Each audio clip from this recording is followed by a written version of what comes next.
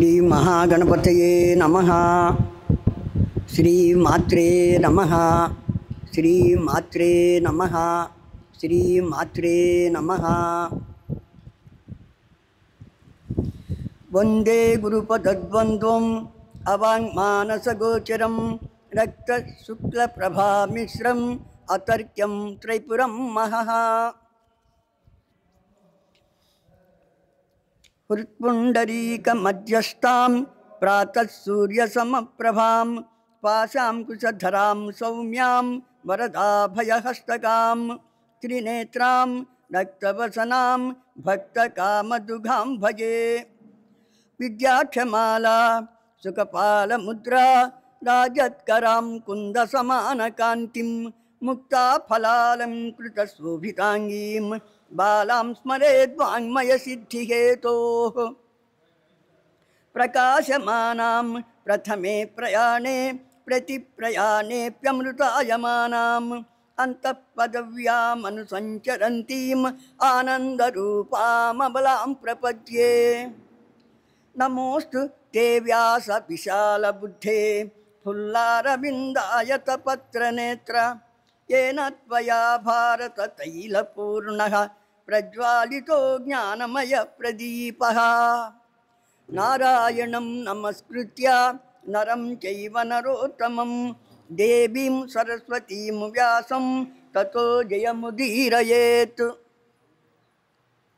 सच्चिदानन्दरूपां तां गायत्री प्रतिपादितां नमामि श्रीमयीं देवीं धियो नः प्रचोदयात्. अचतुर्वदनो ब्रह्मा विबाहुरपरो हरिः अफाललोचनस्यम्भुः भगवान् बादरायणः.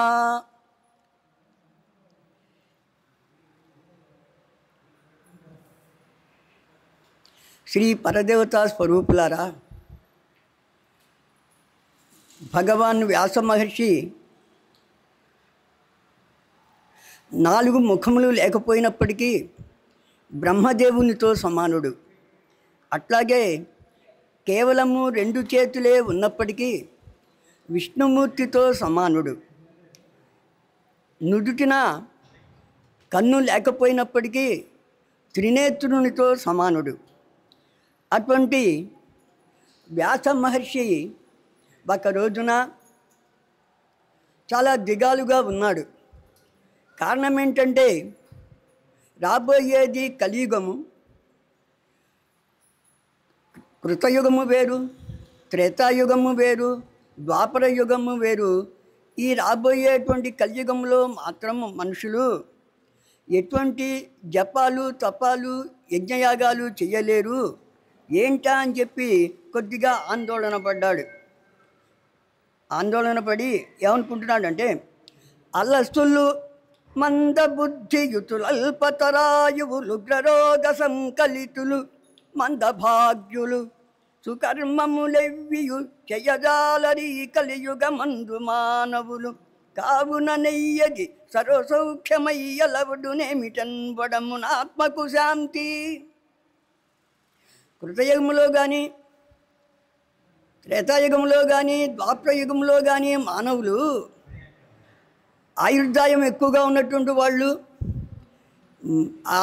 అట్లాగే అనారోగ్యం కూడా లేనటువంటి వాళ్ళు నిలబడి చక్కగా ధ్యాన మార్గం ద్వారా కానీ యజ్ఞయాగాలు చేయటం ద్వారా కానీ చేసి ఆయా దేవతలను మెప్పించి తమ యొక్క అభీష్ట సిద్ధులను అంటే తమకు కావాల్సినటువంటి మంచి కోరికలను నెరవేర్చుకుంటూ ఉండేవారు.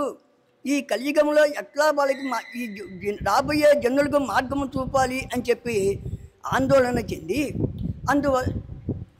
తర్వాత ఇంత మునుపు వేదాలను విభాగం చేశాడు. అంటే అన్ని మంత్రాలు కలిసి ఉన్నటువంటి వేదాలలో ఇదిగో పలానా ఈ మంత్రాలు ఋగ్వేదానికి సంబంధించినవి, ఈ మంత్రాలు యజుర్వేదానికి సంబంధించినవి, ఈ మంత్రాలు సామవేదానికి సంబంధించినవి, ఈ మంత్రాలు అథర్వవేదానికి సంబంధించినవి అని చెప్పి ఆయా వేద మంత్రాలన్నీ కలగాపులగమై ఉన్నటువంటి మంత్రాలను ఆయా శాఖలు ఆయా వేదాలకి సంబంధించినగా విభాగం చేసి వేదవ్యాసుడు అనేటువంటి పేరును పొందాడనమాట. ఆ తర్వాత ఆయనకి ఏం చేశాడంటే ఈ కలియుగంలో ఉన్నటువంటి జనులను కూడా ఉద్ధరించాలి అనేటువంటి కోరికతోటి మిగతా యుగాల్లో ఏ పనులైతే చేస్తే సత్ఫలితం కలుగుతుందో అంత ఫలితము పురాణ శ్రవణం ద్వారానే కలుగుతుంది అని చెప్పి కలగాలి అనేటువంటి ఉద్దేశంతో 18 పురాణాలను 18 ఉప పురాణాలను ఇంకా ఉప పురాణాలు కూడా ఉన్నాయి. కొందరు 9 అంటారు, కొందరు 27 అంటారు, కొందరు 18 అంటారు. ఈ విధంగా 18 పురాణాలను 18 ఉప పురాణాలను కొన్ని ఉపోప పురాణాలను కూడా ఆయన రాయటం జరిగింది. అంతేకాకుండా భారతము అనేటువంటి ఇతిహాసాన్ని కూడాను రాయటం జరిగిందన్నమాట. ఇప్పుడు అసలు పురాణము అంటే ఏంటి అంటే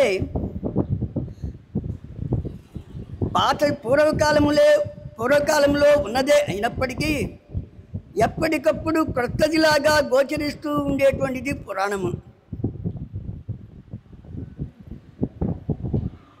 అంతేకాకుండా గతంలో జరిగిన విషయాలనే క్రొత్త విషయాలుగా మనకి చూపుతూ ఉంటుంది.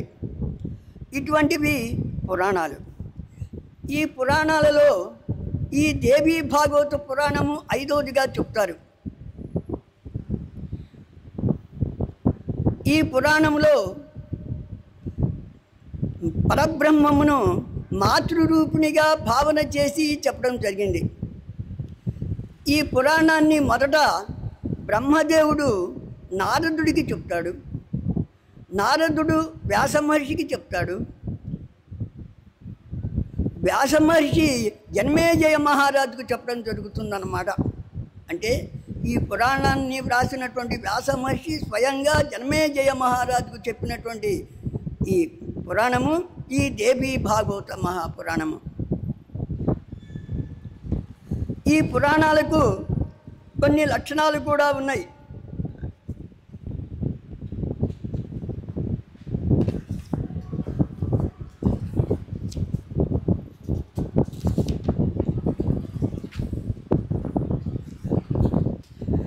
ఏంటంటే దేన్ని పడితే దానిని పురాణము అనటానికి వీల్లేదు. దానికి కొన్ని లక్షణాలను చెప్పారు. సర్గచ్చ ప్రతి సర్గచ్చ వంశో మన్వంతరాణి చ వంశానుచరితం చైవ పురాణం పంచలక్షణం. పురాణము అంటే సర్గము ఉండాలి, అంటే సృష్టిని గురించినటువంటిది ఉండాలి. ప్రతి సర్గం అంటే ప్రతి సృష్టిని గురించి లేదా ప్రళయాన్ని గురించి వివరించిందై ఉండాలి. అలానే వంశము, మునుల యొక్క వంశము కానీ రాజుల యొక్క వంశము కానీ చెప్పబడి ఉండాలి. అలానే మన్వంతరాలు అంటే ఆయా మనువుల యొక్క కాలాలను కూడాను చెప్పి ఉండాలి. వంశానుచరితం చంద్రవంశరాజులను సూర్యవంశపు రాజులను వాళ్ళ యొక్క చరిత్రలను వర్ణిస్తూ ఉండాలి. ఈ విధంగా 5 లక్షణాలు కలిగి ఉన్నప్పుడే అది పురాణము అవుతుంది. ఆ దృష్టితో చూసినప్పుడు ఈ దేవి భాగవతము పురాణ లక్షణాలు అన్నిటినీ కూడాను పుణికిపుచ్చుకున్నటువంటిది అన్నమాట. నేను మామూలుగా ఈ దేవీ భాగవత ప్రవచనం చెప్పాలి అంటే ఉదయం పూట 3 గంటల పైన, సాయంత్రం పూట 3 గంటల పైన చెప్తేనే 9 రోజుల్లో కొంతవరకు పూర్తవుతుంది. అయితే నాకు ఊరికే ఈ భాగవతం చదువుకోవాలనుకున్నప్పుడు చదువుకునే రోజుల్లో ఒక చిన్న కోరిక కలిగింది. ఎంతోమంది ప్రవచనకారులు ఎక్కడెక్కడో ప్రవచనాలు చెబుతూ ఉంటారు. అందరూ వెళ్ళలేరు. ఎందుకంటే వెళ్ళాలి అంటే 50-60 వేలు అవుతాయి. అంత ఖర్చు పెట్టుకొని వెళ్ళలేరు. అది కాక నేను కూడాను ఈ పురాణాన్ని చదవాలి అంటే, శ్రద్ధగా చదవాలి అంటే, ఇంకొకరికి చెప్పాలి అనుకున్నప్పుడే నేను చక్కగా చదవగలుగుతాను, పరిశీలనగా చదవగలుగుతాను అనే ఉద్దేశంతో 108 ప్రవచనాలు ఆయా దేవాలయాల దగ్గరికి వెళ్ళి వారి అనుమతితోటి అక్కడ ఉన్నటువంటి దేవుడికి వినిపించుకోవాలి అని చెప్పి అనుకున్నా. ఇక్కడ ఏంటంటే నా ఆత్మోద్ధరణ కోసము నేను పెట్టుకున్నటువంటిది ఇది. మిగతా వాళ్ళు దానిని సద్వినియోగం చేసుకోవచ్చు. అయితే 9 రోజుల్లో రోజుకి గంటం బాబు చెప్పేటప్పుడు ఎట్లా అవుతుంది అంటే, మొదట ఈ పురాణము దేవీ భాగవత పురాణం యొక్క మహాత్యాన్ని చెప్తాను. అలానే చివరి రోజున మన గాయత్రి మంత్రాన్ని మించినటువంటి మరొక మంత్రం లేదు కాబట్టి సంధ్యోపాసన గాయత్రి మంత్ర వైశిష్ట్యాన్ని గురించి చివరి రోజున చెప్పడం జరుగుతుంది. మిగిలిన రోజుల్లో ఈ దేవీ భాగవతంలో ఉండేటువంటి ఘట్టాలను కొన్నిగా చెప్పడం జరుగుతుంది. ఈ విధంగా చేస్తూ ఉంటాను. ఈ రకంగా ఇప్పుడు 6 ప్రవచనాలైనవి నిన్ననే బాపట్లలో ఉన్నటువంటి శ్రీ శంకర విద్యాలయంలో పూర్తి చేసుకున్నాను. ఇవాళ మీ యొక్క అనుమతితోటి నేను ఇక్కడ మొదలుపెట్టాను. అందులో భాగంగా ఇప్పుడు దేవీ భాగవతం మహాత్యాన్ని గురించి చెప్తాను. ముఖ్యంగా మనము ఎక్కువగా ఏ ప్రయోజనాన్ని ఆశించకుండా ఏ పనులు చేయము. ఏదో ప్రయోజనాన్ని ఆశిస్తాం. అంతేకాకుండా ఆ పని చేసేటప్పుడు ఆ పని తప్పనిసరిగా అవుతుందా? ఇప్పుడు ఒక వైద్యుడి దగ్గరికి వెళ్ళాలంటే ఆ వైద్యుడు గట్టిపాడేనా, మనకి ఆరోగ్యాన్ని చక్కగా సమకూర్చగలుగుతాడా అనుకుంటాం. అలానే ఒక లాయర్ దగ్గరికి వెళ్ళినప్పుడు ఆ లాయర్ గట్టిగా వాదనా పటిమ కలిగిన వాడేనా, మనకు న్యాయం చేకూర్చగలుగుతాడా అని చెప్పి చూస్తాం. ఇలానే ఒక్కొక్క లౌకికంగా ఒక్కొక్క పనిని కావాలి అనుకున్నప్పుడు ఒక్కొక్క రకంగా ఆలోచించి ప్రయోజనం చేకూర్చితేనే మనం ఆ పనులు చేకూరుస్తుంది అనుకుంటేనే మనం ఆ పని చేస్తూ ఉంటాం. అట్లాగే ఇక్కడ కూడాను మామూలుగా సామాన్యమైన మనకు ఇంత మునుపు ఈ దేవీ భాగవతాన్ని విని ప్రయోజనాన్ని పొందిన వాళ్ళు ఉన్నారా, ఉంటే మాకు తెలిస్తే బాగుంటుంది కదా అనుకుంటాం. అందువల్ల ఇక్కడ ముఖ్యంగా 3 కనపడతారు. ఎవరంటే ఒకరు వసుదేవుడు, అలానే రెండోవారు శ్రాద్ధదేవుడు, ఇట్లానే 3వ వాళ్ళు దైవతుడికి సంబంధించిన వృత్తాంతాలు ఉంటాయి. ఆ 3 గురించి మీకు సంక్షిప్తంగా చెప్తాను. మనకు వసుదేవుడిని గురించి తెలుసు.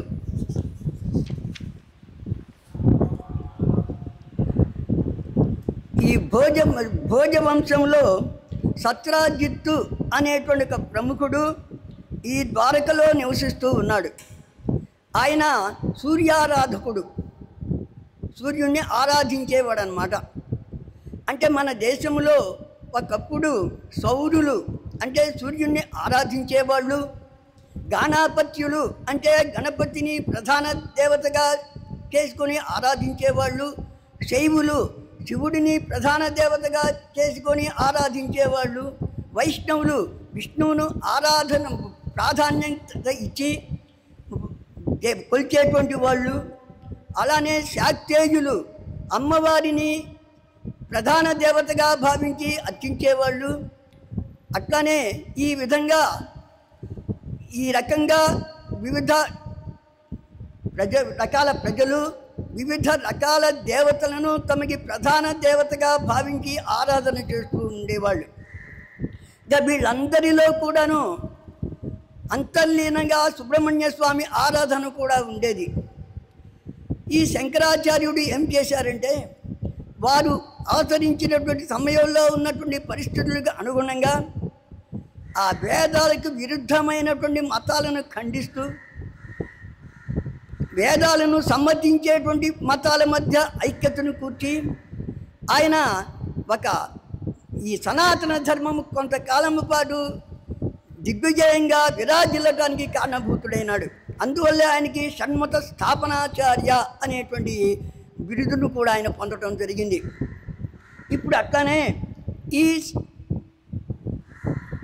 సత్రాజిత్తు అనేటువంటి రాజు సూర్యుడిని ఆరాధిస్తూ ఉండేవాడు.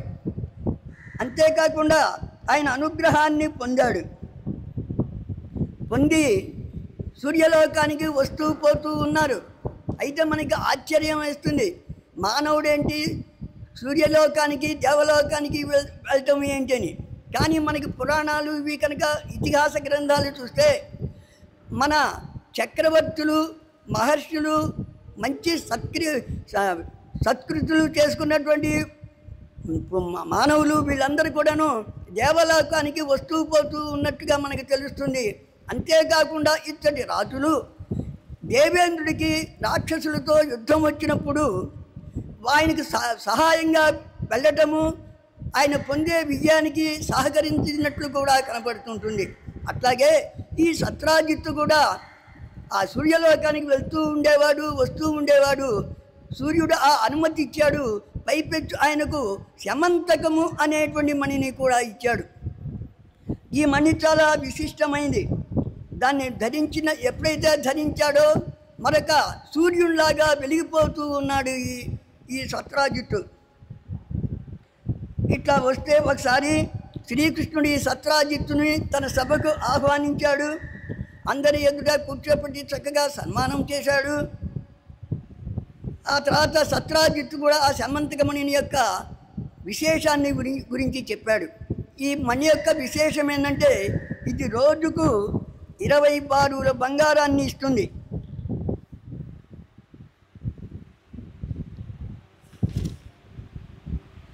రోజుకి 8 బారుల బంగారాన్ని ఇస్తుంది. 20 కాదు, 8 బారుల బంగారం ఇస్తుంది. బారువు అంటే 20 మణుగుల బరువు కలిగినటువంటిది అని. అంటే ఇప్పుడంటే కిలోగ్రాములు, క్వింటాళ్ళు ఇలా లెక్కేస్తున్నాము. ఒకప్పుడు సవాసేర్లు, అడ్డిసేర్లు, మణుగులు, కట్లు అని ఉండేవి. ఆ రకంగా ఆ కొలమానంలో ఇది 8 బారువుల బంగారాన్ని ఇస్తూ ఉంటుండేది. బారువు అంటే 20 మణుగుల బరువు కలిగినటువంటిది లోహము కానీ ఏదైనా ధాన్యం కానీ అవుతుంది. ఈ కృష్ణుడు కూడా చక్కగా ఆయనను సత్రాజిత్తును అభినందించాడు. ఎందుకు అభినందించాడు? నువ్వు చక్కగా సూర్యుని యొక్క అనుగ్రహం పొంది శమంతకమణిని పొందావు అని చెప్పి అభినందించి పంపించాడు. ఇట్లా ఉంటుండగా సత్రాజిత్తుకి ఒక సోదరుడు ఉన్నాడు. అతని పేరు ప్రసేనుడు. అతను ఏం చేశాడంటే ఒక రోజున ఆ సోదరుని యొక్క శమంతకమణిని ధరించి మెడలో వేటకు వెళ్ళాడు. రాజులకు వేట నిషిద్ధం కాదు. ఎందుకంటే ఆ వన్యమృగాలలో కూడా సంతతి ఎక్కువయ్యి పరిసర పల్లెల మీద జానపదాల మీద పడి పంట పొలాలకి ప్రజలకి నష్టం కలిగించేటప్పుడు ఈ రాజులు వేట నిమిత్తం వెళ్ళి వారి యొక్క జనసంతతిని తగ్గించడము కోసమని రాజులకి వేటను నిషేధించలేదు. అట్లని ఏదో వినోదం కోసం ఎప్పుడు పడితే అప్పుడు చంపకూడదు. అందులో భాగంగా ఈ ప్రసేనుడు కూడాను వేటకు వెళ్ళాడు. అలా వెళ్తున్నటువంటి వాణిని అతని మెడలో ఉన్నటువంటి మణిని ఒక సింహం చూచింది. చూచి అది ఏదో మాంసం ముక్క అనుకుంది. ఆ మణిని చూచి అతనిని చంపేసింది. అతనిని గుర్రాన్ని చంపేసింది. తర్వాత ఆ మణిని ఎత్తుకొని పోతూ ఉంది. ఆ సింహాన్ని ఒక భల్లూక రాజు అంటే ఒక ఎలుగుబంటి చూచింది. చూచి ఆ సింహాన్ని చంపివేసి దాని దగ్గర ఉన్నటువంటి మణిని తీసుకొని తను వెళ్ళి తన గుహలోకి వెళ్ళి తన పసిబాడు ఒకడు ఉంటే పసిబిడ్డ ఒకడు ఉంటే వాళ్లకు ఆట వస్తువుగా ఇచ్చింది. జరిగిన కథ ఇది. కానీ ఇక్కడ వేటకు వెళ్ళినటువంటి ప్రసేనుడు ఎంతకాలానికి ఎప్పుడైతే రాలేదో ఈ సత్రాజిత్తు చాలా కంగారు పడ్డాడు, ఆందోళన పడ్డాడు. ఏమైనాడు వీడు అని. అంతేకాకుండా ఈ సత్రాజిత్తు ఈ శమంతకమణి చాలా విలువైనది కదా. ఇది కనుక ఉన్నట్లయితే రోజు బంగారాన్ని ఇస్తూ ఉంటుంది, కరువు కాటకాలు ఉండవు, మనస్సు చాలా ప్రశాంతంగా ఉంటుంది. ఇటువంటి లక్షణాలు ఉన్నది కాబట్టి దీన్ని శ్రేష్టత్వాన్ని గుర్తించి ఎవరో దీనిని నా సోదరుని చంపేసి ఈ మణిని ఎత్తుకొని వెళ్ళి ఉంటారు అని చెప్పి అనుకున్నాడు. ఇలా అనుకుంటూ ఉండగానే ఇది కాస్త కృష్ణుడే ఈ సమంతకమణిని అపహరించి ఉంటాడు అని సత్రాజిత్తు అన్నట్లుగా అపవాదు వచ్చేసింది. ఏ అపవాదైనా సరే సమాజంలో తిరిగి ఎవరైతే దానిని పొందుతున్నాడో వాడి వరకు చివరికి వస్తుంది. అంటే మనని గురించి ఒక చెడుని కనుక మనం విన్నాము అంటే దానిని గురించి విన్న వాళ్ళలో మనమే చివరి వాళ్ళం అవుతాం. ఇక్కడ కూడా అట్లాగే జరిగింది. సత్రాజిత్తు ఊరికి అనుమానించాడేమో కానీ కృష్ణుడే చంపాడు ఎత్తుకెళ్ళాడు అని అనలేదు. కానీ అట్లా సమాజంలో వచ్చేసింది. మామూలుగా సామాన్యులం అయితే మనము ఏం జరుగుతుంది, మన కర్మ ఇట్లా ఉంది, ఇట్లా జరిగింది అనుకుంటాం. మరి శ్రీకృష్ణ భగవానుడు అన్న అంతటి వాడు, అందులో ద్వారకాపురాధీశుడు, అంత తొందరగా అపనిందను భరించలేడు కదా. అందుకని ఆయన ఏం చేశాడంటే కొంతమంది పురజనులను వెంట పెట్టుకొని ఆ ప్రసేనుడు ఎటుపక్కకైతే వేటకు వెళ్ళాడో అటుపక్కకే వెళ్ళి ఈ ప్రసేనుడిని అన్వేషించడం మొదలుపెట్టాడు. ఒక చోట ప్రసేనుడి మృతకళేబరము, అతని గుర్రం యొక్క మృతకళేబరము కూడా కనిపించాయి. తర్వాత అక్కడ మణి మాత్రం కనపడలేదు. అక్కడి నుంచి ఒక సింహము యొక్క గుర్తులను బట్టి కొంత దూరము ఆ మణిని అన్వేషిస్తూ వెళ్ళాడు. ఆ తర్వాత అక్కడ కూడా ఒక చోట సింహం చచ్చి ఉంది. ఆ తర్వాత అక్కడ ఉండేటువంటి నెత్తురు మరకలు, ఎలుగుబంటి యొక్క నెత్తురు మరకలను ఆధారముగా చేసుకొని అక్కడి నుంచి ఆ నెత్తుడి పాద జాడలు ఎక్కడికైతే వెళ్ళినాయో అక్కడి దాకా వెళ్ళాడు. అది ఒక కొండ గుహకి దారి తీసినాయి. ఇక కృష్ణుడు కూడాను తన పౌరులతో అక్కడ దాకా వెళ్ళి వాళ్లను ఆ గుహ వెలుపలే ఉంచి, ఓ ప్రవాసులారా మీరు ఇక్కడ ఉండండి, నేను లోపలికి వెళ్ళి ఈ సమంతకమణి యొక్క జాడ తెలుసుకొని వస్తాను అని చెప్పి అంటాడు. వాళ్ళు కూడా సరేను అంటారు. కొండ గుహ వెలుపల ఉన్నారు, ఆయన లోపలికి వెళ్ళాడు. ఇలా వెళితే అక్కడ గుహలోకి వెళ్ళగానే ఒక ఉయ్యాలలో ఒక పసిబిడ్డ ఒక మణితోటి ఆడుకుంటూ ఉంటుంది. అదే సమంతక మణితోటి. కృష్ణుడు ఏం చేస్తాడంటే దాన్ని అందుకోబోతాడు. ఆ పిల్లగాడు ఏడుస్తాడు. అంతటికి దాది చూస్తుంది, ఈ మణిని తీసుకోవటం చూస్తుంది. కొత్త వ్యక్తి వచ్చి ఈ మణిని తీసుకోబోతున్నాడు అని చెప్పి గమనించి దాది పెద్దగా భయంతో అరుస్తుంది. అప్పుడు జాంబవంతుడు వస్తాడు. వచ్చి కృష్ణుడిని నివారిస్తాడు. కృష్ణుడికి జాంబవంతుడికి 27 రోజుల పాటు మల్ల యుద్ధం జరుగుతుంది. ఈ 27 రోజుల పాటు యుద్ధం జరిగిన తర్వాత జాంబవంతుడి యొక్క ఒళ్ళు ఎక్కడికక్కడ హూనమైపోతుంది.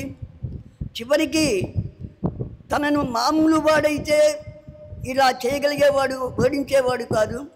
ఇతను సాక్షాత్తు త్రేతాయుగంలో ఉన్నటువంటి తన ప్రభువైనటువంటి శ్రీరామచంద్రుడే ఈ వ్యక్తి అయి ఉంటాడు అని చెప్పి ఆయన పాదాల మీద పడి, మీరు ఆ శ్రీరామచంద్రుడని చెప్పి నేను ఇప్పుడు గుర్తిస్తున్నాను, మీకేం కావాలో చెప్పండి, నేను ఇస్తాను అంటాడు.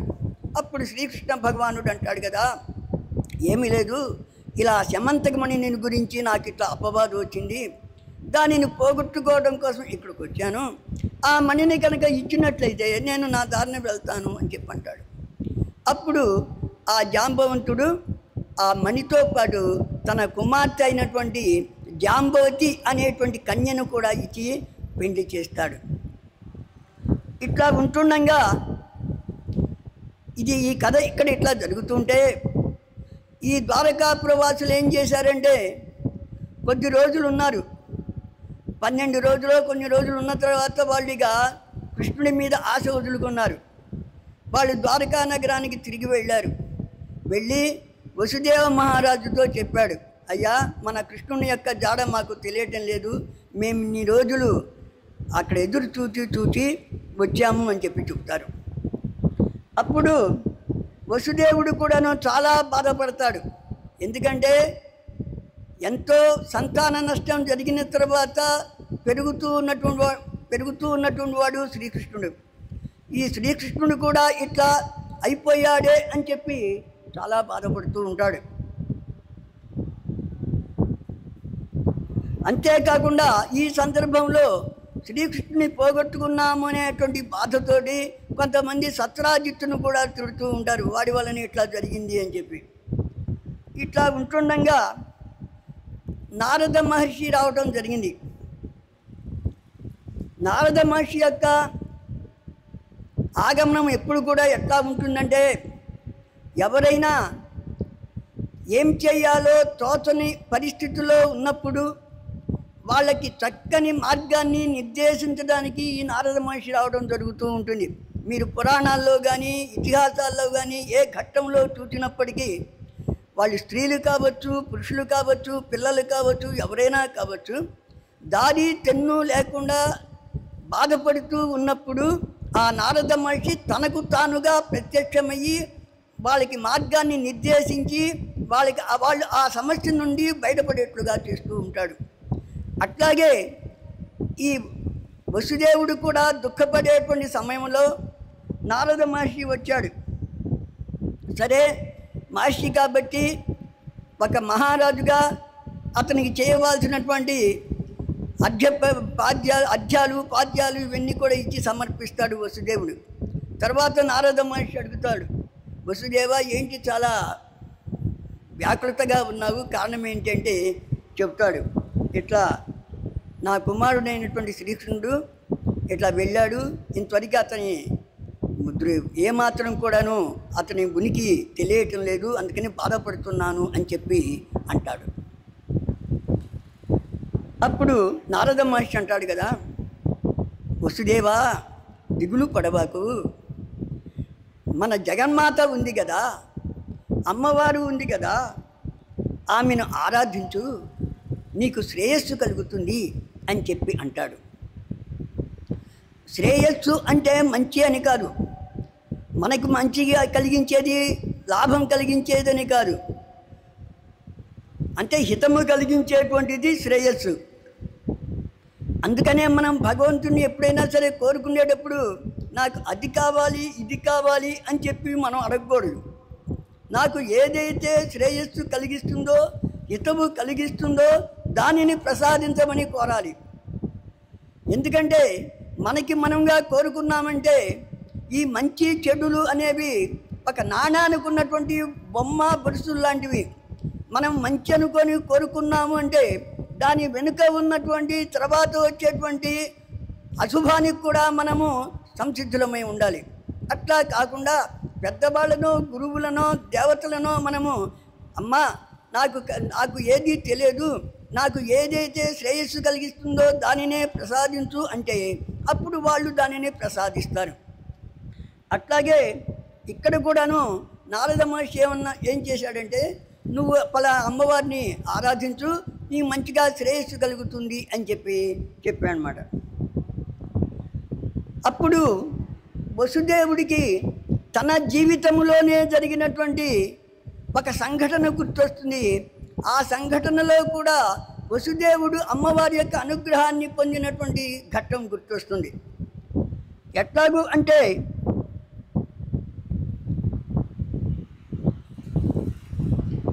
అంతేకాదు నారదుడు అంటాడు కదా ఇంకోటి, నువ్వు ఇలా అమ్మవారిని నవరాత్ర విధానంతో అర్చన చెయ్యి, దేవీ భాగవతాన్ని శ్రవణం చెయ్యి, అది పురాణ శ్రవణం పూర్తయ్యే లోపల నీ కుమారుడు నీకు గోచరిస్తాడు అని కూడా చెప్తాడు. అప్పుడు ఈ వసుదేవుడికి తన జీవితంలో జరిగిందే గుర్తుకొస్తుంది. ఎందుకంటే కంసుని చెరసాలలో తన భార్యతో కలిసి ఉన్నటువంటి రోజుల్లో ఈ వసుదేవుని యొక్క 8వ సంతానం వల్ల తనకి మరణం కలుగుతుంది అనే ఉద్దేశంతో ఈ కంస మహారాజు పుట్టినవాడిని పుట్టినట్టుగా చంపుతూ ఉండేవాళ్ళు. ఈ దేవకి వసుదేవులకి చాలా విచారంగా ఉండేది. అయ్యో, మనకు ఒక్కడైనా దీర్ఘాయుష్మంతుడైనటువంటి పుత్రుడు దక్కకపోతున్నాడేనే బాధపడుతూ ఒక రోజున తన పురోహితుడైనటువంటి గర్గ మహర్షిని పిలిపిస్తాడు. గర్గ మహర్షిని పిలిపించి, అయ్యా ఇట్లా జరుగుతున్నది, నాకు దీర్ఘాయుష్మంతుడైనటువంటి కొడుకు ఒక్కడన్నా కావాలని కోరికగా ఉంది అని చెప్పి, దీనికి మరి నాకు మార్గం ఏమిటి అని చెప్పి అడుగుతాడు. అంటే అప్పుడు ఆయన చెప్తాడు, నువ్వు దుర్గాదేవిని ఆరాధించు, అదొక్కడే దీని మార్గము అని చెప్పి అంటాడు. అప్పుడు వసుదేవుడు అంటాడు కదా, నేను కంసుని చెరసాలలో ఉన్నాను కదా, నేను ఆమెను ఆరాధించడం ఎట్లా జరుగుతుంది? నాకు బదులుగా నీవే దుర్గాదేవిని వింధ్యాద్రికి వెళ్ళి అక్కడ ఉన్నటువంటి దుర్గాదేవిని నియమనిష్టలతోటి ఆరాధించవయ్యా, నాకు మా కుల పురోహితుడిగా నువ్వు ఈ పని చేసి పెట్టవలసింది అని చెప్పి ప్రార్థిస్తాడు. అప్పుడు గర్గుడు కూడాను అంగీకరించి ఆ వింధ్య పర్వత ప్రాంతానికి వెళ్ళి అక్కడ ఉన్నటువంటి దుర్గాదేవిని ఈ వసుదేవునికి బదులుగా తాను ఆరాధిస్తాడు. అప్పుడు జగన్మాత ప్రత్యక్షమవుతుంది. ప్రత్యక్షం ఇలా అంటుంది, ఈ భూభారాన్ని తగ్గించేటువంటి కొడుకు నీకు వస్తున్నాడు. శ్రీ మహావిష్ణువే ఈ దేవకి వసుదేవుల కడుపున 8వ వాడి గర్భంలో వస్తున్నాడు. ఈ మీ రాజు అయినటువంటి వసుదేవుడు ఏం చేయాలంటే ఆ శిశువును తీసుకెళ్ళి యశోదకు అప్పగించాలి. అట్లాగే అప్పటికే యశోద ఒక ఆడబిడ్డను కని ఉంటుంది. ఆ ఆడబిడ్డను తీసుకొచ్చి ఇక్కడ దేవకీదేవి యొక్క పక్కన పడుకోబెట్టాలి. ఇదంతా కూడాను మీ రాజు అయినటువంటి వసుదేవుడే చేయవలసి ఉంది అని చెప్పి ఈ దుర్గాదేవి ఆ గర్గ మహర్షికి చెప్పడం జరుగుతుంది. ఆ ప్రకారంగా గర్గుడు కూడా మళ్ళీ వచ్చి ఆ కంసునికి ఈ విషయాన్ని విన్నవిస్తాడు. అన్నట్లుగానే అని చెప్పి, ఓ నారదా, నువ్వు చెప్పినటువంటి ఆ మహత్తు, అమ్మవారి యొక్క మహత్తు ఎలా ఉందో ఇప్పుడు నాకు ఇట్లా జీవితంలో జరిగింది గుర్తు వచ్చింది అని కూడాను చెప్తాడు.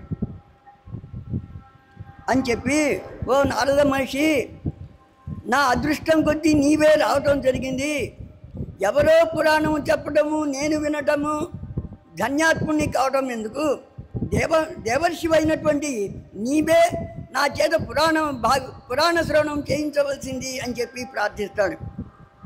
అప్పుడు నారదుడు కూడా వసుదేవుని కోరికను కాదనక మంచి ముహూర్తంలో ఈ దేవీ భాగవత పురాణ ప్రవచనాన్ని మొదలు పెడతాడు.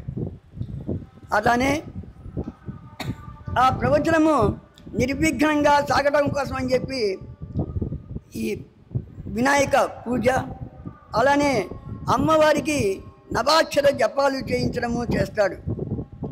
ఈ అమ్మవారిని కూడాను మార్కండేయ పురాణంలో ఎలా అయితే అమ్మవారి పూజా విధానం ఉందో ఆ పూజా విధానానికి అనుగుణంగా ఈ వసుదేవుని చేత అర్చనలు చేయిస్తాడు, స్తోత్రాలు చేయిస్తాడు.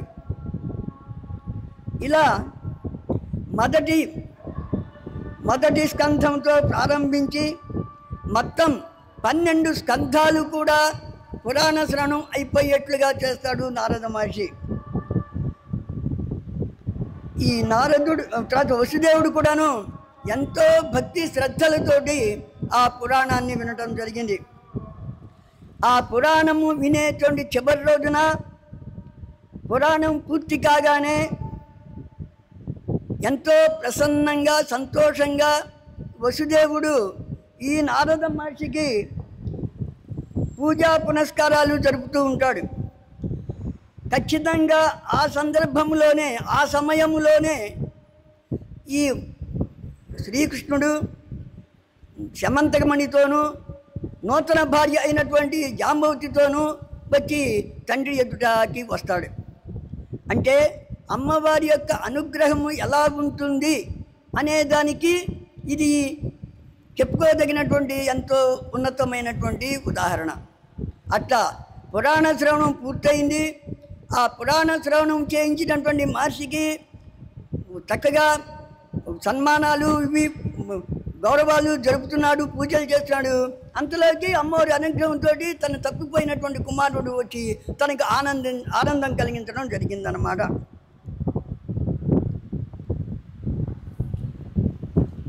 ఇలా అమ్మవారి యొక్క అనుగ్రహం ఎలా ఉంటుంది అనేది మనకి ఇది ఇట్లా తెలుస్తున్నది. అలానే ఇంకొకటి కూడా ఉంది. వివస్వంతుడు అనేటువంటి రాజు ఉన్నాడు. ఆయన కొడుకు పేరు శ్రాద్ధదేవుడు, ఆయన భార్య పేరు శ్రద్ధాదేవి. వీళ్లకు ఈ రాజదంపతులకి అంతకాలానికి సంతానం లేరు. మామూలుగా సంతానం లేకపోతే ఏ భార్యాభర్తలకైనా సరే బాధగా ఉంటుంది. అందులో రాజదంపతులకైతే ఇంకా చెప్పక్కల. ఎందుకంటే వాళ్ళకి వాళ్ళ తర్వాత రాజ్యానికి వారసులు ఎవరూ లేరే అని చెప్పి ఇంకా ఎక్కువ బాధపడుతూ ఉంటారు. అందువల్ల ఆ రాజుగారు ఏం చేశాడంటే తనకు పుత్రుడు కలగాలి అనేటువంటి కోరికను తన పురోహితుడైనటువంటి గురువైనటువంటి వశిష్ఠుడికి తెలియజేసి ఆయన ఆధ్వర్యంలో పుత్రకామేష్టిని చేశాడు. అంటే ఇష్టి అంటే ఒక యజ్ఞ విశేషం. ఈ పుత్రుడే కావాలి అని చెప్పి సంకల్పించి చేసేటువంటి ఇష్టి పుత్రకామేష్టి అవుతుంది. ఇలా మొదలుపెట్టారు, చేయిస్తూ ఉన్నాడు రాజుగారు. అతని భార్య పేరు శ్రద్ధాదేవి అని చెప్పుకున్నాం కదా. ఎప్పుడూ కూడాను భార్యాభర్తల యొక్క ఆలోచనలు కొన్ని సమయాల్లోనైనా సరే ఒకే రకంగా ఉండాలి. అంతేగాని భర్త యొక్క కోరిక ఒక రకంగా, భార్య యొక్క కోరిక మరొక రకంగా ఉంటే కొన్ని ఇబ్బందులు కూడా వస్తూ ఉంటాయి. అట్లానే ఇక్కడ రాజుగారు తనకి పుత్ర సంతతి కావాలి అని చెప్పి సంకల్పించి పుత్రకామేష్టిని చేస్తూ ఉంటే ఆమె అంటే శ్రద్ధాదేవి ఆ హోమంలో హవిష్ఠులను వేల్చేవాళ్ళు ఉంటారే, అతని దగ్గరికి వెళ్ళి అయ్యా నాకు అమ్మాయి కావాలి, అమ్మాయి పుట్టినట్లుగా సంకల్పించి మీరు ఇష్టిని పూర్తి చేయండి అని చెప్పి కోరింది. సరే, అతను ఏం చేశాడంటే రాణిగారు చెప్పిన ప్రకారమే సంకల్పించి చేశాడు. ఇలా యజ్ఞం అది పూర్తయింది, అంతా కూడా బాగానే ఉంది. తర్వాత రాణి గర్భవతి అయింది, ఒక అమ్మాయి పుట్టింది. రాణిగారికి పరమ సంతోషంగా ఉంది. రాజుగారికి కూడా ఏంటంటే సంతానము కలిగింది అని చెప్పి ఆనందంగా ఉంది. కానీ ఒక పక్క మనసులో బాధగా ఉంది. నేను మగపిల్లగాడు కావాలి అని చెప్పి ఇలా పుత్రకామేష్టిని చేస్తే ఆడపిల్ల పుట్టడం ఏమిటి అని చెప్పి చాలా వ్యాకులతగా కూడా ఉన్నాడు. అని చెప్పి వాళ్ళ పురోహితుడైనటువంటి వశిష్ఠుల వారి దగ్గర ఇదే అనుమానాన్ని వెలిబుచ్చాడు. ఇట్లా ఎందుకు జరిగింది గురువుగారు అని. అప్పుడు ఆయన అన్నాడు కదా. అంతేకాకుండా ఆ పుట్టిన అమ్మాయికి ఇలా అనేటువంటి పేరు కూడా పెట్టారు, ఇలాదేవి. అప్పుడు మళ్ళీ వశిష్ఠ మహర్షి తన ధ్యానంలో జరిగినటువంటి పద్ధతిని తెలుసుకొని ఇందువల్ల ఇట్లా జరిగిందని చెప్పి, ఓ రాజా, నీవు ఈశ్వరుణ్ణి ప్రార్థిస్తే ఈ అమ్మాయి కాస్త నీ కోరిక ప్రకారము అబ్బాయిగా మారిపోతాడు అని చెప్పి చెప్తాడు. అన్నట్లుగానే ఈ శ్రాద్ధదేవుడు పరమేశ్వరుని గురించి ఆరాధిస్తాడు. ఇలా అనేటువంటి అమ్మాయి కాస్త అబ్బాయి అవుతుంది. అతనికి సుద్యుమ్నుడు అనేటువంటి పేరు పెడతారు. ఇలా ఎందుకంటే అక్కడ శివుని యొక్క అనుగ్రహము, గురువు యొక్క అనుగ్రహము కలిగింది కాబట్టి ఆడపిల్లగా పుట్టినప్పటికీ వాళ్ళ యొక్క ఆశీస్సుల వల్ల మగపిల్లవాడుగా అయినాడు, సుద్యుమ్నుడు అయినాడు. అంతేకాకుండా రాజులకు సంబంధించినటువంటి అన్ని విద్యలు కూడాను నేర్చుకున్నాడు. యవ్వన వయసులోకి వచ్చాడు. ఒకనాడు వేట కోసం అని చెప్పి ఒక పెద్ద దట్టమైన అడవిలోకి వెళ్ళాడు. కొద్దిమంది పరివారాన్ని తీసుకొని కూడా వెళ్ళడం జరిగింది. అలా అడవిలో ఒక ప్రాంతం నుంచి మరొక ప్రాంతానికి తరలి వెళుతూ చివరికి మేరు పర్వతానికి దగ్గరగా ఉన్నటువంటి ఒక చిన్న అడవికి తోటకి వెళ్ళడం జరిగింది. ఇక్కడ అతను వెళ్ళినటువంటి ఈ వన ప్రాంతానికి చిన్న చరిత్ర ఉంది. ఏంటంటే ఒకప్పుడు శివపార్వతులు ఆ తోటలో ఏకాంతంగా విహరిస్తూ ఉంటారు. ఆ సమయంలో మహర్షులు ఈ పార్వతీ పరమేశ్వరుని దర్శనం చేసుకోవాలని చెప్పి వస్తారు. వాళ్ళు ఏకాంతంగా ఉండటం చూసి అయ్యో మనం రాకూడని సమయంలో వచ్చామే అని చెప్పి ఆ మహర్షులు వెంటనే వైకుంఠానికి వెళ్ళి ఆ విష్ణుమూర్తిని శరణు కూడా కోరడం జరుగుతుంది. పాపం పార్వతీదేవి చాలా నామోషపడింది, చాలా సిగ్గుపడింది. అందుకని ఆమెను సముదాయించడం కోసం అని చెప్పి పరమేశ్వరుడు ఏం చేస్తాడంటే, ఓ పార్వతీదేవి, ఇక్కడ నుండి ఎవరైనా సరే మనం ఉన్నటువంటి ఈ వన ప్రాంతంలోని కనుక వచ్చారు అంటే అటువంటి పురుషులు స్త్రీలు అయిపోతారు అని చెప్పి ఆ స్థలానికి ఒక శాపం పెడతాడు. ఒకప్పుడు మానవులే కాదు, జంతుజాలమైన పక్షులైనా ఏవైనా సరే పురుషుడు అని చెప్పదగినటువంటి అన్నీ కూడాను స్త్రీ రూపాన్ని పొందుతాయి అన్నమాట. ఆ వనానికి ఉన్నటువంటి లక్షణము అది. దానికి ఆ స్థితి ఏర్పడటానికి కారణము ఈశ్వరుని యొక్క శాపం. అందువలనే ఈ సుద్యుమ్నుడు కూడాను తన పరివారంతో సహా, చివరికి తాము వేసుకొని వెళ్ళిన గుర్రాలతో సహా అన్నీ కూడాను స్త్రీత్వాన్నే పొందారు. అంటే గుర్రాలు ఆడు గుర్రాలు అయిపోయినాయి. ఈ పురుషులందరూ కూడాను స్త్రీలైపోయారు. ఇక వాళ్ళకి ఏం చేయాలో తోచలేదు, ఎందుకై అట్లా అయినామో కూడా తెలియదు. ఇట్లా ఉంటుండగా సుందరాంగిగా మారినటువంటి ఈ సుద్యుమ్నుడు కూడాను రాజధాని నగరాన్ని తిరిగి వెళ్ళలేక అక్కడే ఆ వనంలోనే ఆ తపోవనాలు వాటిని అన్నిటినీ చూస్తూ తిరుగుతూ ఉన్నాడు ఆ ప్రాంతంలోనే. అటువంటి సమయంలో చంద్రుడి యొక్క కుమారుడైనటువంటి బుద్ధుడు ఈ అమ్మాయిని చూడటం జరిగింది. అంటే సుందరి రూపంలో ఉన్నటువంటి సుద్యుమ్నుడిని చూడటం జరిగింది. చూచి అతను చాలా ఆకర్షితుడయ్యాడు, తన మనసును ఆమెకు అర్పించాడు. అట్లాగే ఈ సుందరి కూడాను ఆ బుద్ధుడిని చూసి ఆయన పట్ల ఇష్టతను కనబరిచింది. పరస్పర అంగీకారముతోటి వాళ్ళకి వివాహం కూడా చేసుకున్నారు. చక్కగా గృహస్థ ధర్మాన్ని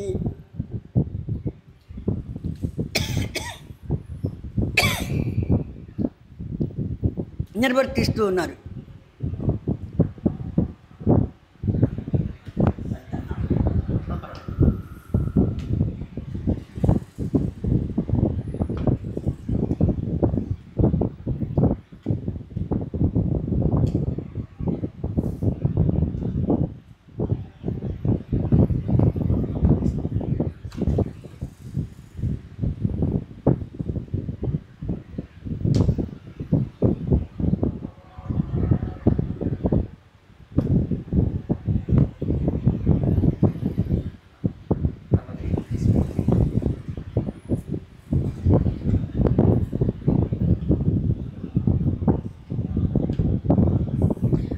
ఇట్లా వాళ్ళు సంసార జీవితాన్ని వెళ్ళబుచ్చుతూ ఉన్నారు. ఈ సుందరి ఆ బుద్ధుడు కొంతకాలం గడిచింది. వాళ్ళకి పురూవరుడు అనేటువంటి వాడు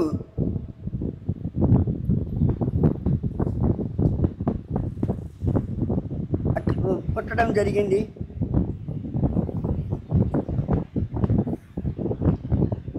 ఆ పురూవరుడే పురూరవసుడు అని కూడా అంటారు. వాళ్ళకి అతను పుట్టడం జరిగింది. కొంతకాలానికి ఈ సుందరి రూపంలో ఉన్నటువంటి సుద్యుమ్నుడికి మళ్ళీ జ్ఞానోదయం కలిగింది. జ్ఞానోదయం కలిగి నేనేంటి ఇట్లా చేశాను అని చెప్పని మళ్ళీ తన రాజధాని నగరానికి తిరిగి వెళ్తాడు. తన గురువైనటువంటి వశిష్ఠుని ఆశ్రయిస్తాడు. ఆశ్రయించి తనను రక్షించమని కోరతాడు.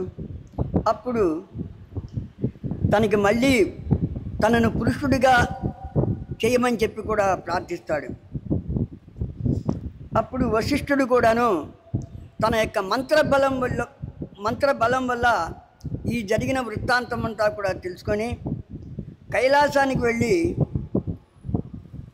నమో నమః శివాయాస్తు శంకరాయ కపర్దినే గిరిజార్థాంగ దేహాయ నమస్తే చంద్రమూలయే. శివుణ్ణి అర్చించి ప్రసన్నుణ్ణి చేసుకుంటాడు. ఆయన కూడాను చాలా తొందరగా ప్రసన్నుడయ్యేటువంటి దేవుడు కాబట్టి ఆ శివుడు కూడాను తొందరగా ప్రసన్నమైనాడు. అయితే ఏంటి అని అడిగితే అప్పుడు చెప్తాడు ఈ వశిష్ఠుడు, ఇలా ఈ సుద్యుమ్నుడు ఇలా స్త్రీగా మారాడు, అతను మళ్ళీ పురుషుడుగానే మారాలి అని చెప్పి కోరతాడు.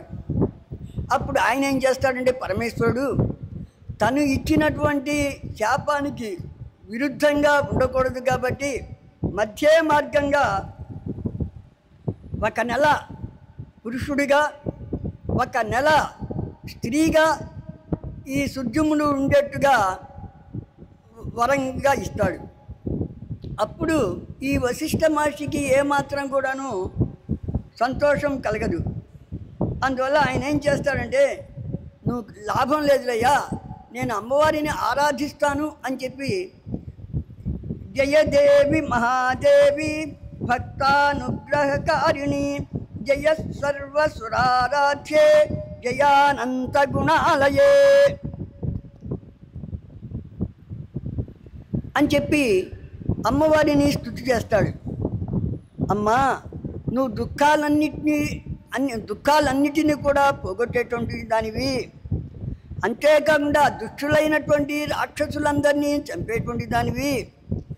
ఎవరికైతే భక్తి ఉంటుందో ఆ భక్తి ఉన్న వాళ్ళు మాత్రమే నిన్ను చేరగలిగినటువంటి దానివి. అంతేకాకుండా మహామాయవు, నిన్ను అర్థము చేసుకోవటము అనేది చాలా కష్టం. మాయను గురించి తెలుసుకోవాలి అంటే ఆ మాయకు అధీశ్వరువైనటువంటి నిన్ను ప్రార్థిస్తే కానీ ఆ మాయ నుండి మేము బయటపడలేము. అంతేకాకుండా నువ్వు జగన్మాతవు. అట్లాగే సంసార బంధంలో చిక్కుకున్నటువంటి వాళ్ళకి ఆ బంధము నుండి తొలగించేటువంటి శక్తి కలిగిన దానివి కూడా నువ్వేను.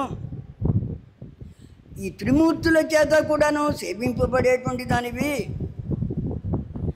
ఈ ధర్మము, అర్థము, కామము, మోక్షము అనే పురుషార్థాలు ఉన్నాయి కదా, ఆ పురుషార్థాలకి సంబంధించిన ప్రయోజనాలను ఇచ్చేదానివి కూడా నువ్వేనమ్మా. నిన్ను స్తుతి చేయటం అంటే అంత సామాన్యమైన విషయం కాదు, చాలా కష్టము. అయినా నేను ప్రార్థిస్తున్నాను, నువ్వు మన్నించవలసింది అని చెప్పి అంటాడు. అప్పుడు ఆమె ప్రసన్నరాలవుతుంది. చెప్తుంది, ఈ సుద్యుమ్నుని తన మందిరానికి తీసుకొని వెళ్ళు, అక్కడ భక్తితో నన్ను అర్చింపజేయి. అంతేకాకుండా నాకు ఎంతో ఇష్టమైన పుస్తకం ఉంది, అది దేవీ భాగవతం. దాన్ని నవాహో నియమంతో అంటే 9 రోజులలో శ్రవణం పూర్తి చేసే విధంతో అతని వినిపించు. ఎప్పుడైతే ఈ శ్రవణం పూర్తవుతుందో 9 రోజులు, అప్పటితోటి అతనికి చక్కగా ఈ స్త్రీత్వం పోయి పుంస్తవం వస్తుంది అని చెప్పి సెలవిస్తూ ఒక రకంగా ఆజ్ఞాపిస్తూ అమ్మవారి అంతర్ధానమైపోయింది. వెంటనే వశిష్ఠుడు కూడా చాలా సంతోషపడ్డాడు. ఎప్పుడైనా సరే మన కోరికలు సిద్ధించాలి అంటే ఒక్కొక్క సమయంలో తండ్రి కంటే తల్లే ప్రసన్నురాలై వాత్సల్యంతో మన కోరికలు నెరవేరుస్తూ ఉంటుంది. శివుడు ఏం చేశాడు, పూర్తిగా సరిదిద్దలేకపోయినాడు. కానీ అమ్మవారు మాత్రం నాకు ఇష్టమైనటువంటి పురాణాన్ని ఈ 9 రోజుల్లో వినిపించరా అబ్బాయి, వాడు బాగుపడతాడు అని చెప్పి సెలవిచ్చింది.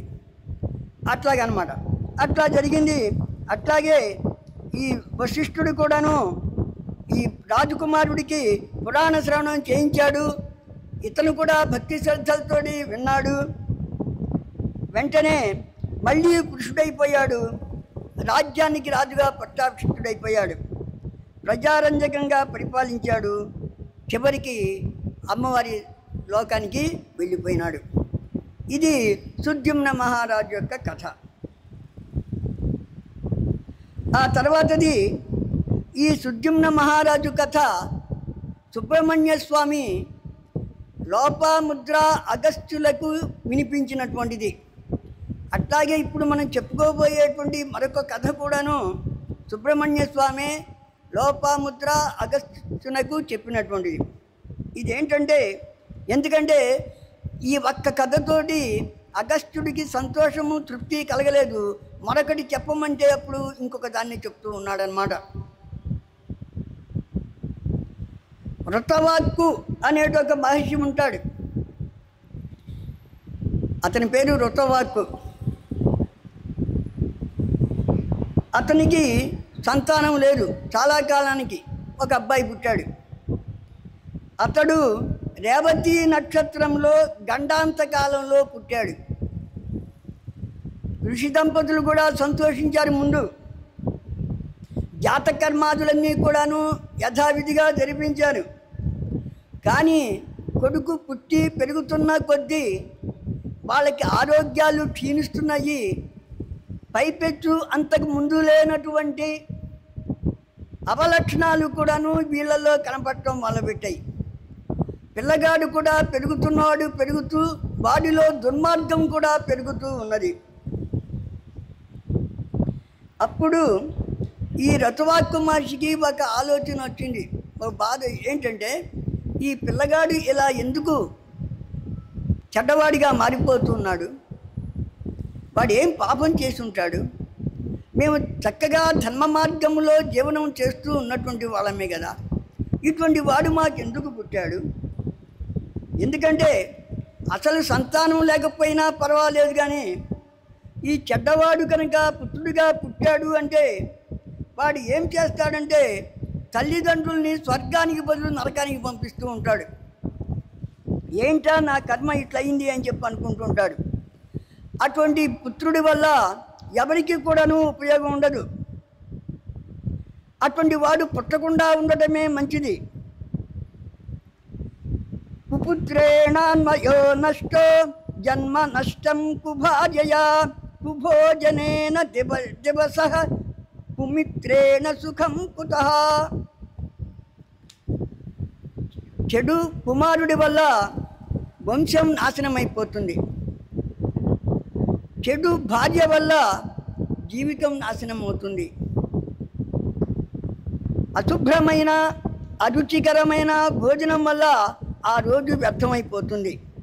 అట్లానే చెడ్డవాడు మిత్రుడు అయినట్లయితే సుఖము కూడా నశిస్తుంది అని చెప్పి అంటారు పెద్దవాళ్ళు. ఇలా దుఃఖిస్తూ ఉన్నారు. ఒక రోజున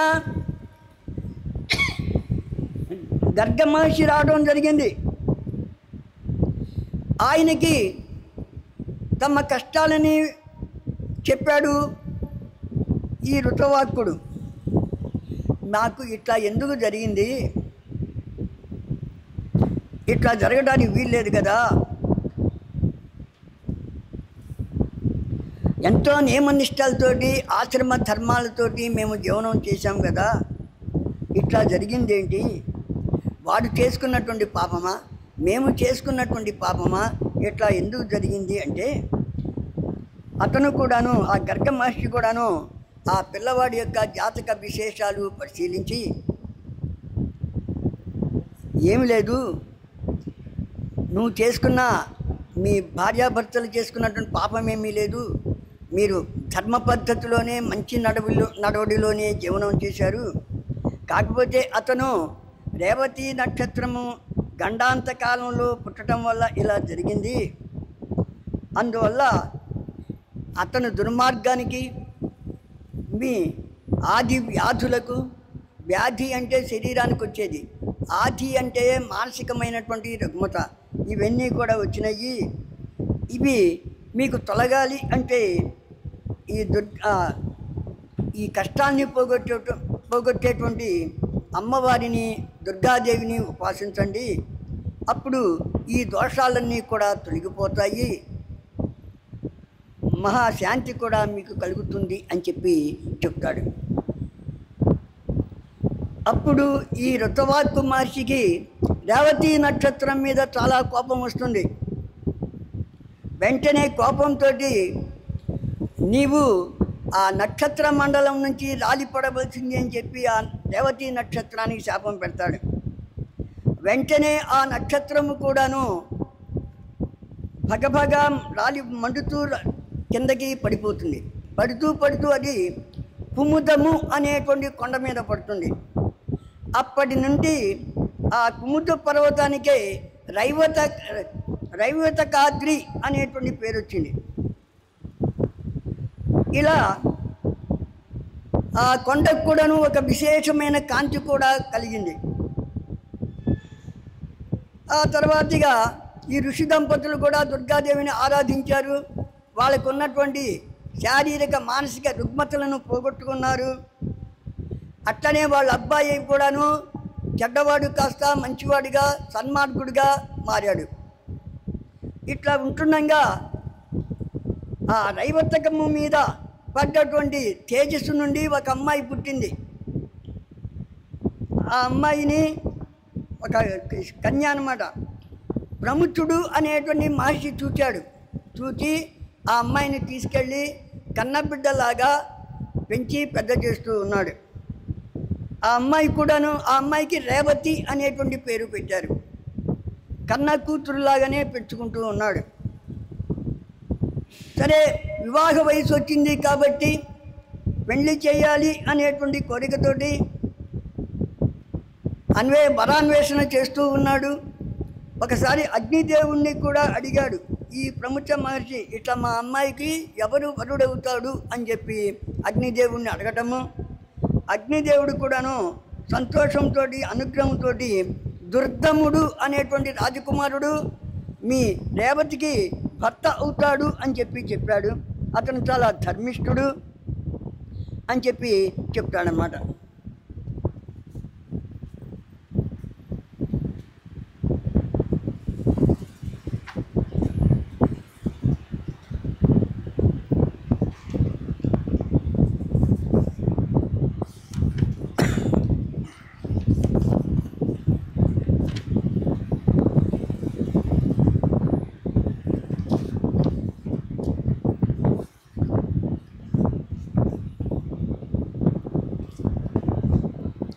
ఇలా ఉంటుండగా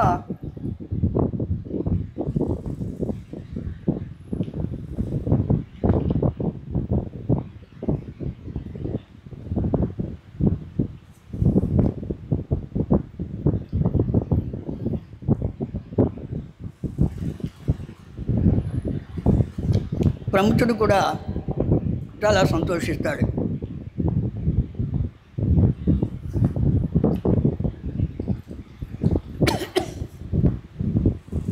ఈ దుర్దముడు ప్రియవ్రతుడు, తర్వాత కాళింది విక్రమశీలుడు అనేటువంటి రాజదంపతుల కొడుకు. అతను ఏం చేస్తాడంటే వేటకు వచ్చి ఈ ప్రముఖుని యొక్క ఆశ్రమ ప్రాంతానికి వస్తాడు. ఆ సమయంలో ప్రముఖుడు ఆశ్రమంలో ఉండడు, హోమశాలలో ఉన్నాడు. ఈ పర్ణశాలలో రేవతి మాత్రమే ఉంటుంది. అప్పుడు ఈ దుర్దముడు అంటాడు కదా, ప్రియా, ప్రముఖుల వారు ఆశ్రమంలో లేరా అని చెప్పి అంటాడు. ఎందుకంటే వారిని దర్శించి వారికి పాదాభివందనము చేసి వారి ఆశీస్సులు పొందాలి అని చెప్పి వచ్చాను అని చెప్పి అంటాడు. అప్పుడు ఆమె అంటుంది కదా, ఇక్కడ లేరు, యాగశాలలో ఉన్నారు అని చెప్పి చెప్తుంది. అప్పుడు ఆయన ఆ దుర్గముడు యాగశాలకు వెళ్ళి అక్కడ నిలబడి ఉంటే ఈ ప్రముఖ మహర్షి చూసి చక్కగా రమ్మని ఆహ్వానించి మంచి చెడుల గురించి కూడా విచారిస్తాడు. విచారించి తర్వాత ఆయనకి అర్ఘ్యము పాద్యము మొదలైనవి కూడా సమర్పిస్తాడు. తర్వాత ఇంకో మాట ఏమంటే, మన రాజకుమారుడు రాక వచ్చాడు చాలా కాలానికి, మన కాబోయే అల్లుడు అని చెప్పి అక్కడున్న వారితో అంటాడు. అంతేకాకుండా ఉన్నతమైన ఆసనం మీద కూడా కూర్చోబెడతాడు. కూర్చోబెట్టి సరే రాజుగారికి అడగాల్సినటువంటి కుశల ప్రశ్నలు అవన్నీ కూడా అడుగుతాడు. అడిగి అందరినీ అడిగాను, నీ భార్యను గురించి అడగాల్సిన పని మాత్రం లేదు, ఎందుకంటే ఆమె ఇక్కడే ఉంది కదా అంటాడు. అప్పుడు రాజు అంటాడు కదా, ప్రముఖుడు రాజు దుర్గముడు అంటాడు కదా, అదేమిటి, నా భార్యలు సుభద్ర మొదలైన వాళ్ళు ఉన్నారు, వాళ్ళు మా అంతఃపురంలో ఉన్నారు, ఇక్కడ ఉండటం ఏమిటి అంటాడు. అంటే కాదు, ఇక్కడ నువ్వు ఇందాక ఆశ్రమంలో అక్కడ ఉన్నటువంటి కన్యను ప్రియే అని సంబోధించావు కదా, ఆ అమ్మాయికి తగినటువంటి వరుడివి నువ్వేను, అందువల్ల నీ యొక్క ప్రమేయము ఏమీ లేకుండానే అప్రయత్నముగానే ఆమెను ప్రియ అని సంబోధించావు. నువ్వు ఎటువంటి చెడు భావంతో కూడా అనలేదు కాబట్టి, కానీ ఆమె నీ కాబోయే భార్య కాబట్టి నీకు ఆ మాట అలా వచ్చింది. ఎందుకంటే ఆమెకు భర్త నీవేను అని చెప్పి నాకు ఇంత మునుపు అగ్నిదేవుడు చెప్పడం జరిగింది అని చెప్పి అంటాడు. అని మీ ఇద్దరికి నేను వివాహం చేస్తాను అని చెప్పి అంటాడనమాట. సరే ఆయన మౌనంగా ఉంటాడు. దాని సరే ఈయన కూడా ఏం చేస్తాడంటే అంగీకారంగానే భావించి వాళ్ళిద్దరికీ వివాహం చేయాలి అని చెప్పి అనుకుంటూ ఉంటాడు. ఈ వివాహ ప్రయత్నాలు చేస్తూ ఉంటాడు ప్రముఖుడు. అయితే ఈ విషయము రేవతికి తెలుస్తుంది. ఆ అమ్మాయి అంటుంది కదా, పితాశ్రీ, నా వివాహము రేవతి నక్షత్రంలో ఉన్న సమయంలోనే నువ్వు వివాహం చేయాలి అంటుంది. అదేంటమ్మా, చాలా నక్షత్రాలు ఉన్నాయి కదా, ఆ నక్షత్రంలోనే చేయాలని చెప్పి పట్టుబడతావేంటి? అది కాక ఆ నక్షత్రాన్ని ఋతువాకుడు అనేటువంటి మహర్షి చెప్పించాడు కదా, అసలు ఆ నక్షత్రం ఇప్పుడు ఆకాశంలో లేనే లేదు. అటువంటి సమయంలో నేను నీకు ఆ ముహూర్తంలో ఎలా చేయగలుగుతాను పెండ్లి అని చెప్పి అంటాడు. అప్పుడు ఆమంటుంది కదా, ఓ పితాశ్రీ, ఆ ఋతువాకుడే కాదు, నువ్వు కూడా గొప్ప తపోధనుడివేను, ఆయనకంటే నువ్వు ఎందులోనూ తక్కువ కాదు. ఆయన రేవతి నక్షత్రాన్ని నక్షత్ర మండలం నుండి క్రిందకి పడేస్తే నువ్వు మళ్ళీ ఆ నక్షత్రాన్ని తీసుకెళ్ళి ఆ నక్షత్ర మండలంలో యథాస్థితిలో ఉంచగలవు. అందుకే నిన్ను కోరుతున్నాను, నువ్వు అలా చేసి ఆ సమయంలోనే నాకు ఈ దుర్గమునితోటి వివాహం చేయవలసింది అని చెప్పి అంటున్నాను. నీ శక్తి సామర్థ్యాలు నాకు తెలుసు కాబట్టి నేను కోరుకుంటున్నాను అని చెప్పి అంటుంది. అప్పుడు ఆయన కూడా ఏం చేస్తాడంటే సరేను అని చెప్పి మళ్ళీ రేవతిని యథాస్థితిలో ప్రతిష్ఠించి ఆ తర్వాత ఈ దుర్గముడు తర్వాత ఈ అమ్మాయి రేవతికి వివాహం జరిపిస్తాడు. ఆ సమయంలో పెళ్ళయిన తర్వాత చాలా సంతోషంగా ఉంటాడు కన్యాదాత అయినటువంటి ప్రముఖుడు. అల్లుడిని అడుగుతాడు కదా, మీకేం కావాలో కోరుకో, నేను ఇప్పుడు చాలా సంతోషంగా ఉన్నాను, మీకేది కావాలంటే నేను ఇస్తాను అని చెప్పి అంటాడు. అప్పుడు ఆ దుర్గముడు అంటాడు కదా, నాకు ఈ రేవతికి నాకు పుట్టబోయేటువంటి కొడుకు 5వ మన్వంతరానికి అధిపతిగా ఉండాలి అని చెప్పి కోరతాడు. అప్పుడు ప్రముఖుడు కూడాను అట్లాగే జరుగుతుంది అని చెప్పి చెప్తాడు. తర్వాత ఈ దుర్గముడు రేవతిని తీసుకొని రాజధాని నగరానికి వెళ్తాడు. ధర్మబద్ధంగా ప్రజలను సొంత కొడుకుల్లాగా చూసుకుంటూ పరిపాలన చేస్తూ ఉంటాడు. ఇట్లా ఉంటుండగా లోమసుడు అనేటువంటి ఒక మహర్షి వస్తాడు. ఈ రాజు ఆయనకు ఎదురు వెళ్ళి అతిథి మర్యాదలన్నీ కూడా చేస్తాడు. దేవీ భాగవతం వినాలని ఉంది అని చెప్పంటాడు. అప్పుడు లోమసుడు ఈ దుర్గమునికి దేవీ భాగవతాన్ని చక్కగా వినిపిస్తాడు. ఆ తర్వాత ఒకసారి కాదు 5 ఆవృత్తులుగా ఈ పురాణ శ్రవణం చేయిస్తాడు. ఆ తర్వాత వీళ్ళు కూడాను ఎంతో భక్తి శ్రద్ధలతోటి భార్యాభర్తలు వింటారు. చివరికి నవాక్షర మంత్రాలతోటి హోమాలు అవి కూడా చేస్తారు. ఈ రేవతీదేవి గర్భవతి అవుతుంది. ఒక శుభముహూర్తంలో మంచి సుపుత్రుణ్ణి ప్రసవిస్తుంది. ఈ విధంగా ఆ పిల్లవాడే రైవతుడు. అతడు దినదిన ప్రవర్ధమానుడవుతూ ఉంటాడు. ఉపనయనం అవుతుంది. గురుకులంలో ప్రవేశించి చక్కగా రాజోచితమైన విద్యలన్నీ కూడాను నేర్చుకుంటూ ఉంటాడు. విలువిద్యా పారంగతుడవుతాడు.